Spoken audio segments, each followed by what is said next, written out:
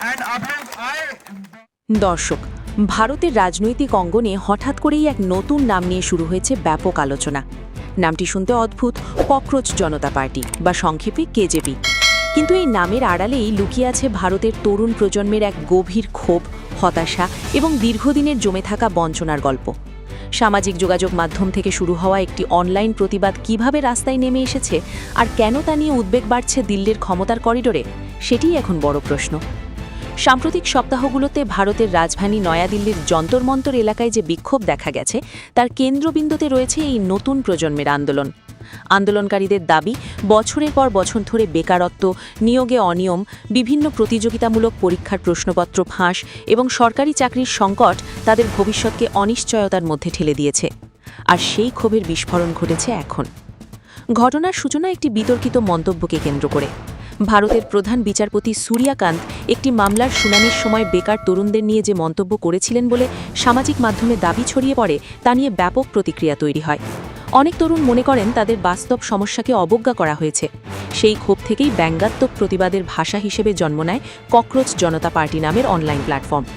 প্রথম দিকে এটি ছিল শুধুমাত্র একটি সামাজিক যোগাযোগ মাধ্যম ভিত্তিক উদ্যোগ, কিন্তু খুব অল্প সময়ের মধ্যেই সেটি ভারতের লাখো তরুণের ক্ষোভ প্রকাশের প্ল্যাটফর্মে পরিণত হয়। বিশেষ করে যারা বছরের পর বছর বিভিন্ন প্রতিযোগিতামূলক পরীক্ষার জন্য প্রস্তুতি নিচ্ছেন, কিন্তু প্রশ্ন ফাঁস, নিয়োগ স্থগিত বা প্রশাসনিক জটিলতার কারণে কাঙ্ক্ষিত সুযোগ পাচ্ছেন না, তারা এই প্ল্যাটফর্মকে নিজেদের কণ্ঠস্বর হিসেবে গ্রহণ করতে শুরু করেন। এই উদ্যোগের পেছনে রয়েছেন যুক্তরাষ্ট্রে অধ্যয়নরত ভারতীয় শিক্ষার্থী অভিজিৎ দীপক।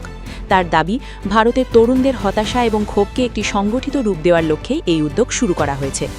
শুরুতে বিষয়টি অনেকেই সামাজিক যোগাযোগ মাধ্যমের আরেকটি ট্রেন্ড বলে মনে করলেন, কিন্তু দ্রুত পরিস্থিতি বদলাতে থাকে। বিশেষজ্ঞদের মতে ভারতের বর্তমান তরুণ প্রজন্ম বা জেন জি আগের যে কোনো সময়ের তুলনায় অনেক বেশি ডিজিটালি সংযুক্ত। তারা সামাজিক যোগাযোগ মাধ্যমের মাধ্যমে খুব দ্রুত সংগঠিত হতে পারে এবং নিজেদের মতামত প্রকাশ করতে পারে। ফলে কোনো ইস্যু যদি তাদের কাছে গুরুত্বপূর্ণ মনে হয়, তাহলে সেটি অল্প সময়েই জাতীয় আলোচনার কেন্দ্রে চলে আসতে পারে। ককরোচ জনতা পার্টির ক্ষেত্রেই ঠিক সেটাই ঘটেছে। ইনস্টাগ্রাম, এক্স, ইউটিউব এবং অন্যান্য প্ল্যাটফর্মে সংগঠনটির জনপ্রিয়তা দ্রুত বৃদ্ধি পেতে থাকে। বিভিন্ন প্রতিবেদন অনুযায়ী অল্প সময়ের মধ্যেই তাদের সামাজিক যোগাযোগ মাধ্যমের অনুসারীর সংখ্যা কয়েক কোটিতে পৌঁছে যায়। ফলে বিষয়টি আর শুধুমাত্র অনলাইন আলোচনার মধ্যে সীমাবদ্ধ থাকেনি। আন্দোলনের অন্যতম বড় ইস্যু হল ভারতের বিভিন্ন প্রতিযোগিতামূলক পরীক্ষায় প্রশ্নপত্র ফাঁসের অভিযোগ। গত কয়েক বছরে একাধিক গুরুত্বপূর্ণ পরীক্ষাকে ঘিরে অনিয়মের অভিযোগ সামনে এসেছে। এর ফলে লাখ লাখ শিক্ষার্থী তাদের ভবিষ্যৎ নিয়ে অনিশ্চয়তার মধ্যে পড়েছেন। অনেকে বছরের পর বছর প্রস্তুতি নিয়েও পরীক্ষার ফল বা নিয়োগ প্রক্রিয়া নিয়ে জটিলতার কারণে কাঙ্ক্ষিত চাকরি পাননি। আন্দোলনকারীদের বক্তব্য, একজন তরুণ যখন নিজের জীবনের গুরুত্বপূর্ণ সময় পড়াশোনা এবং প্রস্তুতির পেছনে ব্যয় করেন, তখন প্রশ্নফাঁস বা দুর্নীতির কারণে সেই পরিশ্রম মূল্যহীন হয়ে পড়ে। এতে শুধু অর্থনৈতিক ক্ষতি নয়, মানসিকভাবেও তারা বিপর্যস্ত হয়ে পড়েন। এই পরিস্থিতিতে ককরোচ জনতা পার্টি দাবি করছে, প্রশ্নফাঁসের ঘটনাগুলোর নিরপেক্ষ তদন্ত করতে হবে এবং দায়ীদের বিরুদ্ধে কঠোর ব্যবস্থা নিতে হবে। একই সঙ্গে নিয়োগ প্রক্রিয়াকে আরও স্বচ্ছ ও জবাবদিহিমূলক করার দাবিও জানানো হচ্ছে। আন্দোলনের আরেকটি গুরুত্বপূর্ণ বিষয় হল বেকারত্ব। ভারতের অর্থনীতি বিশ্বের দ্রুততম বর্ধনশীল অর্থনীতিগুলোর একটি হিসেবে বিবেচিত হলেও বিপুল সংখ্যক তরুণ এখনও স্থায়ী কর্মসংস্থানের সুযোগ পাচ্ছেন না। অনেক শিক্ষিত তরুণ চাকরির সন্ধানে বছরের পর বছর অপেক্ষা করছেন, ফলে হতাশা ক্রমশ বাড়ছে। বিশ্লেষকরা বলছেন, অর্থনৈতিক প্রবৃদ্ধির পরিসংখ্যান এবং সাধারণ মানুষের বাস্তব অভিজ্ঞতার মধ্যে যখন বড় ধরনের ব্যবধান তৈরি হয়, তখন রাজনৈতিক অস্থিরতার ঝুঁকিও বৃদ্ধি পায়। ককরোচ জনতা পার্টির জনপ্রিয়তা বৃদ্ধির পেছনে এই বাস্তবতাও বড় ভূমিকা রাখছে।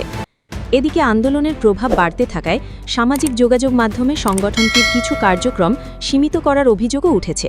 আন্দোলনকারীদের দাবি, তাদের কণ্ঠরোধ করার চেষ্টা করা হচ্ছে, যদিও সরকারি মহল থেকে এ বিষয়ে ভিন্ন ব্যাখ্যা দেওয়া হয়েছে। পরিস্থিতি নতুন মোড় নেয় যখন সংগঠনটির প্রতিষ্ঠাতা অভিজিৎ দীপক প্রকাশ্যে দিল্লিতে সমাবেশের আহ্বান জানান। তিনি বিদেশ থেকে দেশে ফিরে এসে আন্দোলনের প্রতি সমর্থন জানান এবং অনুসারীদের শান্তিপূর্ণভাবে নিজেদের দাবি তুলে ধরার আহ্বান জানান। এরপরই রাজধানী দিল্লির যন্তর মন্তর এলাকায় জড়ো হতে শুরু করেন শত শত তরুণ তরুণী। হাতে প্লাকার্ড, ব্যানার এবং নানা ধরনের স্লোগান নিয়ে তারা নিজেদের দাবি তুলে ধরতে থাকেন। আন্দোলনকারীদের ভাষ্য, এটি কোনো রাজনৈতিক দলের আন্দোলন নয়, বরং ভবিষ্যৎ নিয়ে উদ্বিগ্ন তরুণদের প্রতিবাদ। বিক্ষোভকারীদের অনেকেই বলছেন তারা সরকার বিরোধী রাজনীতি করতে রাস্তায় নামেননি, বরং চাকরি, শিক্ষা এবং স্বচ্ছ নিয়োগ ব্যবস্থার দাবিতেই আন্দোলনে অংশ নিচ্ছেন। তাদের মতে যে সমস্যাগুলোর কথা তারা বলছেন সেগুলো দেশের লাখো তরুণের বাস্তব অভিজ্ঞতা। নয়াদিল্লি প্রশাসন পরিস্থিতি পর্যবেক্ষণে ব্যাপক নিরাপত্তা ব্যবস্থা গ্রহণ করেছে। যন্তর-মন্তর এবং আশেপাশের এলাকায় অতিরিক্ত পুলিশ মোতায়েন করা হয়েছে। প্রশাসনের পক্ষ থেকে বলা হয়েছে, শান্তিপূর্ণ কর্মসূচিতে বাধা দেওয়া হবে না, তবে আইন-শৃঙ্খলা পরিস্থিতি যাতে অবনতি না ঘটে সেদিকে কঠোর নজর রাখা হচ্ছে। ভারতের বিভিন্ন সংবাদ মাধ্যমে প্রকাশিত প্রতিবেদনে বলা হয়েছে, আন্দোলনকারীদের অন্যতম প্রধান দাবি হল কেন্দ্রীয় শিক্ষামন্ত্রীর পদত্যাগ। তাদের অভিযোগ, পরীক্ষা ব্যবস্থায় অনিয়ম এবং প্রশ্নভাস রোধের যথাযথ পদক্ষেপ নেওয়া হয়নি।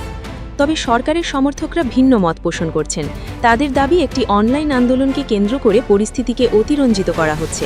তারা বলছেন, দেশের উন্নয়ন, অবকাঠামো নির্মাণ এবং অর্থনৈতিক অগ্রগতির নানা ইতিবাচক দিককে আড়াল করার চেষ্টা চলছে।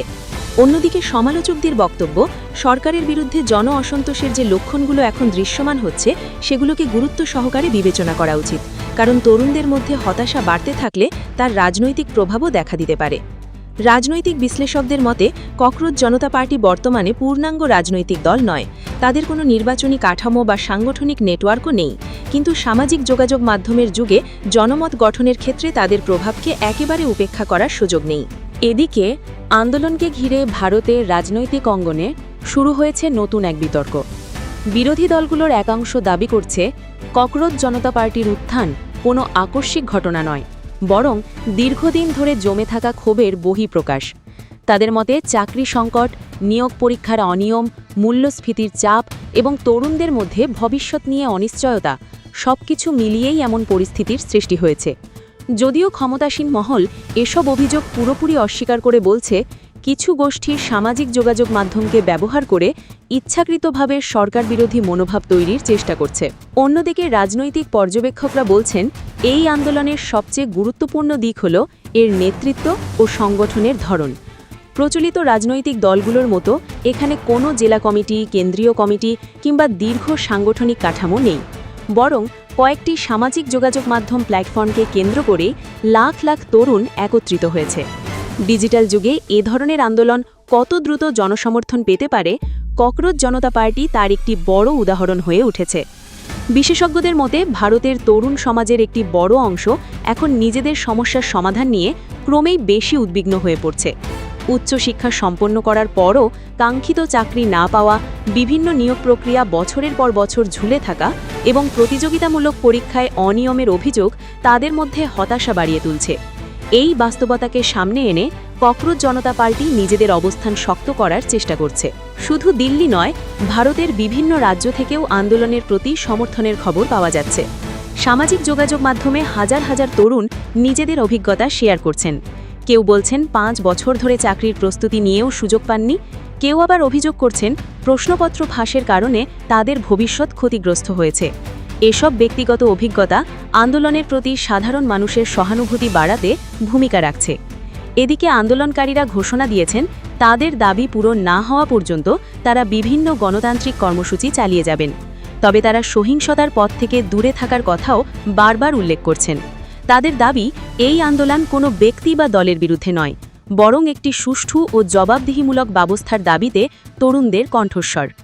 সব মিলিয়ে ভারতের রাজনৈতিক পরিস্থিতিতে নতুন এক অধ্যায়ের সূচনা হয়েছে বলেই মনে করছেন বিশ্লেষকেরা।